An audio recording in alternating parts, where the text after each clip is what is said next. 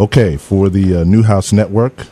Hi, this is Butch Charles, and I'm doing an interview with the new Director of Fraternity and Sorority Affairs for SU.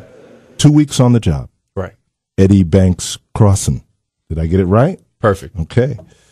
We were talking a little bit about, life, Greek life nowadays, and, and where it's at. What are some of the things that you envision that you would like to have happen here at SU after being here and seeing things, and where would you like to see the Greek life be for students who come to SU? I'd like to see a community. I think we have neighborhoods within a community at SU. I think that generally we don't step outside of our comfort zones. We tend not to relate to people that don't look like us. And when you start stripping away the barriers, I think you'll find that we have more in common than we have different, if that makes sense.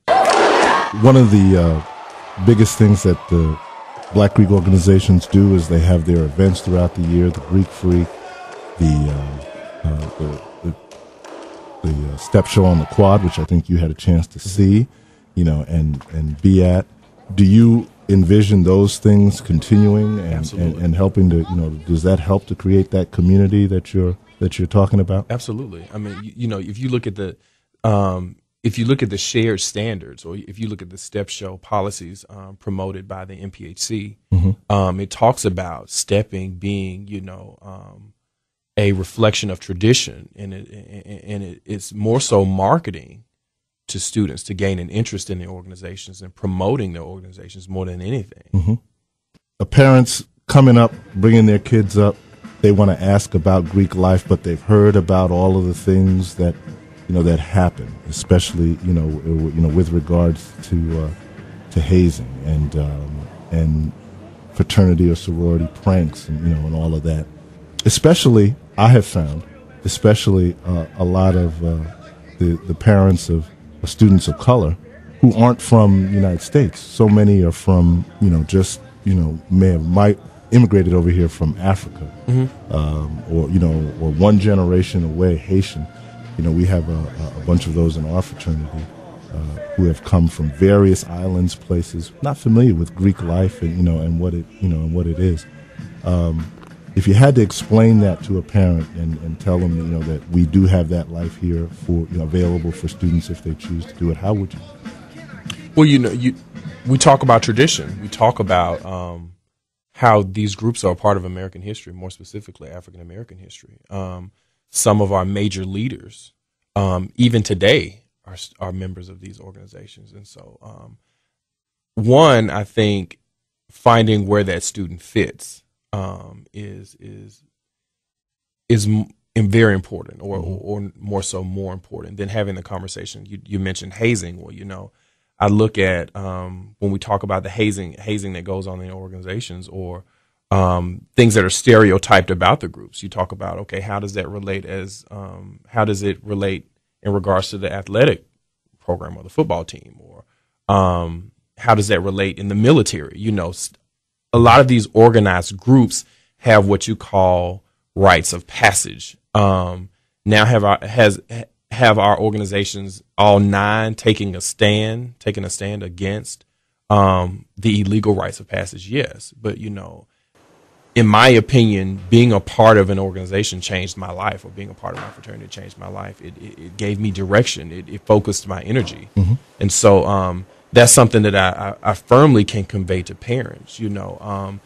As I tell all of my students, parents are concerned with who is my child going to be after their 4-year tenure or 5-year tenure, or however long it takes for a student to complete his or her undergraduate degree. So who is my student going to be, or my child going to be, at the end of his tenure at SU? And that's a parent's great concern. You talk about international parents. I can speak directly to my mother, a Southern white woman that never went to college, that worked from 16 all the way up to 65, and I can remember talking about joining my group And my fraternity at the same time was getting bad press in the media.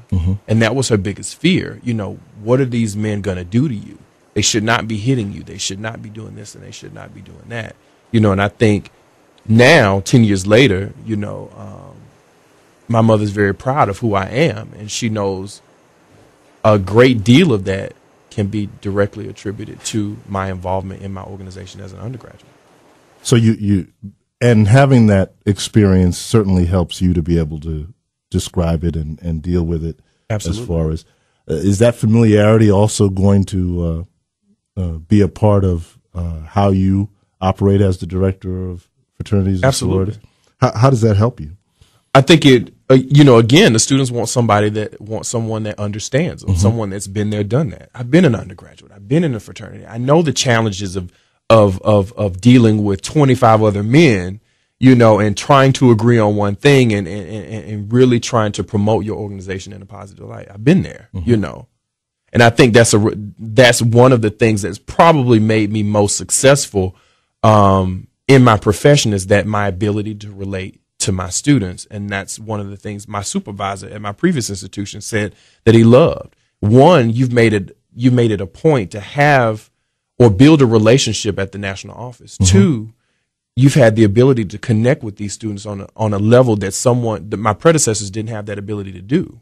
Okay. Just tell us a little bit about yourself again. You're from Birmingham, Alabama. Born and raised. I had a stint in Atlanta. Okay.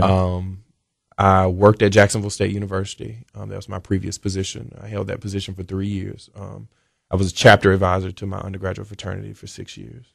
And so I was appointed in even to that position at a very young age, which typically you have to be 3 to 5 years removed or 30 years old to serve in that capacity. But, you know, our province Polmark, our regional director, had the faith in me and said, you know what, I know what you have to lead this chapter.